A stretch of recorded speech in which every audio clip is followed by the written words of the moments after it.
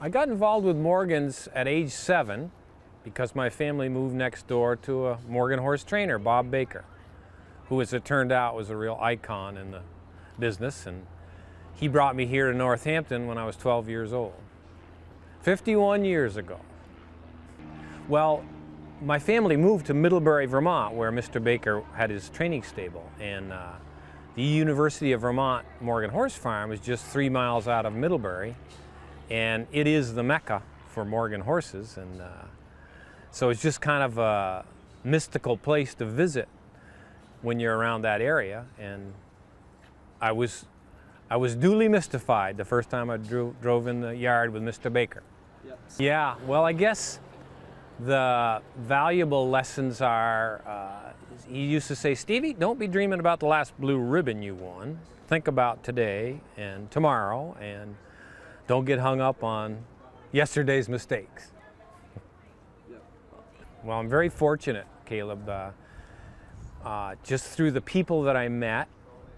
Dr. Donald J. Balch, the former director of the program, he and I have been the only directors since the university's owned the property. And that's a pretty amazing thing, and very fortunate for us, because it gave us a lot of autonomy in making the UVM Morgan what it is today. And I guess I started mowing lawns there, and from the bottom up, handling the end product of agriculture, which I still do today. So we never get too far from our roots. That's awesome. Well, it's such a significant place that anybody that's involved with it realizes that shortly. And just to be part of the legacy there is what keeps us all going. As you've noted, it's a huge physical plant to take care of. There are 200 acres and 20 buildings, and our apprentice program is another big reason why I've been so attached and involved, because these young people spend a year term with us, and they're very involved with everything and integral to the upkeep of the horses in the buildings. Yes, it is a charitable organization. It's we operationally try to break even, which is a very big challenge. But then Friends of UVM Morgans make up a lot of slack. And we have a website, www.uvmmorgans.edu, and we advertise the different programs and products that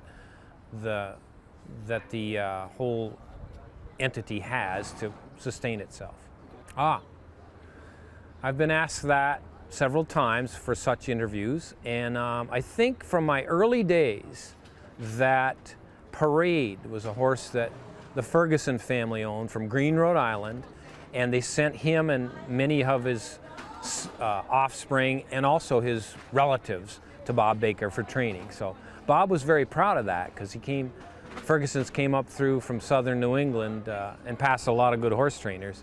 And Parade was just the most like the statue at Weybridge of any horse that I remember, and a wonderful disposition horse with a wicked motor.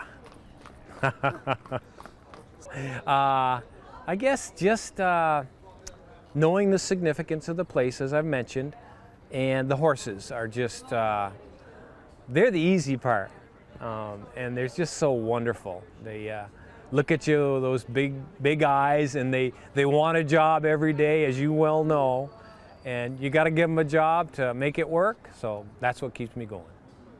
Yeah, it's a tremendous promotional opportunity where we are in that property and the university's mission. But back to your question about what fuels, and thinking about all these legacies, and thinking about your grandfather, Johnny Lydon, Bob Baker, Joe Parker, all of these names of these top professionals, they all worked their butts off. You come down here, you saw a lot of sweat on a lot of collars, and just what drove them is what drives people today, I think, this beautiful breed that we have.